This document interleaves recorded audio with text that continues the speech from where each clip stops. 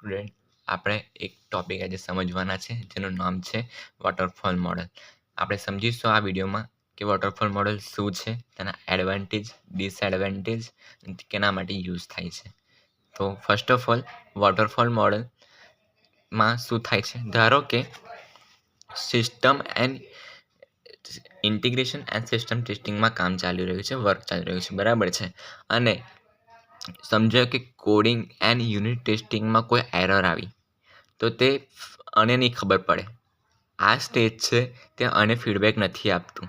તો વોટરફોલ મોડલમાં મેન એ જ છે કે નો ફીડબેક ફોર પ્રીવિયસ સ્ટેજ, બરાબર છે. તેને જ કહેવાય છે વોટરફોલ મોડલ, બરાબર. પછી સ્ટેજીસ. ફિઝિબિલિટી સ્ટડી શું છે, તો કે customer financially and technically feasible છે.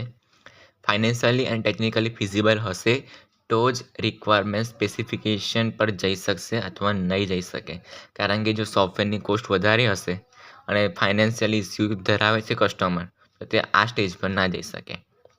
Second, requirement analysis and specification.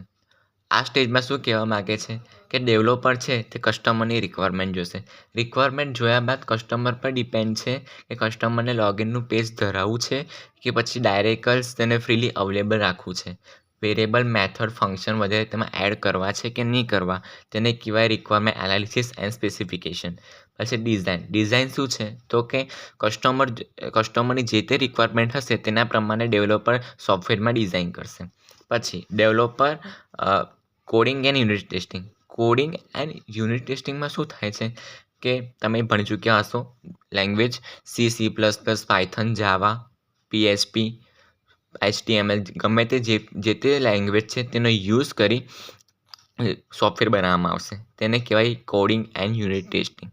Integration and system testing. તો તેમાં શું થાય છે, તો કે ઇન્ટિગ્રેશન એન્ડ સિસ્ટમ ટેસ્ટિંગમાં નાના જે તે મોડ્યુલ હોય તેને ભેગા કરી ત્યારે ખબર પડે કે એરર કયા સ્ટેજમાં આવી છે. જો એરર આવી છે તો તે એરરને સોલ્વ કરવી હશે ને, તો તમારે પહેલેથી ફિઝિબિલિટી સ્ટડી જવું પડશે. એ તે આગળના સ્ટેજ પર જઈને સોલ્વ નહીં કરે, કારણ કે મેં પહેલાં જ કીધું કે જે તે સ્ટેજ છે તે પ્રીવિયસ જે બી સ્ટેજ હોય તે ફીડબેક આપતું નથી. તેથી આ સ્ટેજ પર જઈ જે તે સ્ટેજમાં એરર હશે તે સોલ્વ કરશે, બરાબર છે. પછી આવે છે આપણું છેલ્લું સ્ટેજ, મેન્ટેનન્સ. ગમે તે સ્ટેજીસ હોય તેમાં આપણે મેન્ટેનન્સ તો રાખવું જ પડે, ગમે તે મોડલ હોય, બરાબર છે. મેન્ટેનન્સ રાખવું જરૂરી છે. જો મેન્ટેનન્સ નહીં હોય તો પછી તમારો સોફ્ટવેરમાં માર્કેટની ડિમાન્ડ ઓછી થઈ જશે, પછી તમારું જે પ્રાઇસ છે તે બી ઓછી થઈ જશે. એટલે તમારે મેન્ટેનન્સ તમારા સોફ્ટવેરમાં રાખવું પડે, ડેલી તેને અપડેટ કરવું પડે, તેને કહેવાય મેન્ટેનન્સ, બરાબર. એડવાન્ટેજ તેના શું છે, તો કે જે આ જે મોડલ છે તે સ્મોલ પ્રોજેક્ટ માટે યુઝ થશે.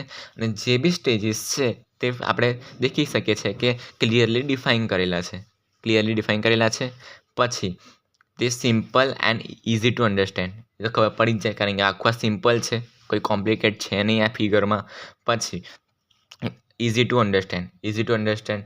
આ બી જે તે સ્ટેજીસ છે તે ઇઝી ટુ અને અન્ડરસ્ટેન્ડ થાય એવા છે, બરાબર છે. તેના ડિસએડવાન્ટેજ શું છે, તો ડિસએડવાન્ટેજ તેના એ છે કે પ્રીવિયસ જે તે સ્ટેજ છે તે ફીડબેક આપતું નથી. તો તેને જ કહેવાય છે, આપણે કીધું જ પહેલાં કે waterfall model. Previous stage feedback ના આપે તેથી તમારી જે બી ટાઈમ હોય તે વધે, બરાબર. ટાઈમ કન્ઝ્યુમ આ મોડલ વધારે કરે છે. અને બિગ પ્રોજેક્ટ માટે યુઝ ના થાય, કોમ્પ્લેક્સ પ્રોજેક્ટ માટે બી